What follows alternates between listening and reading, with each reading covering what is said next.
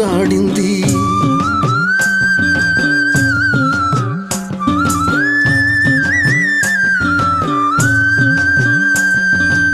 ఏడు తీర్ల అన్నం వండి కొత్త కుండ సద్దయింది.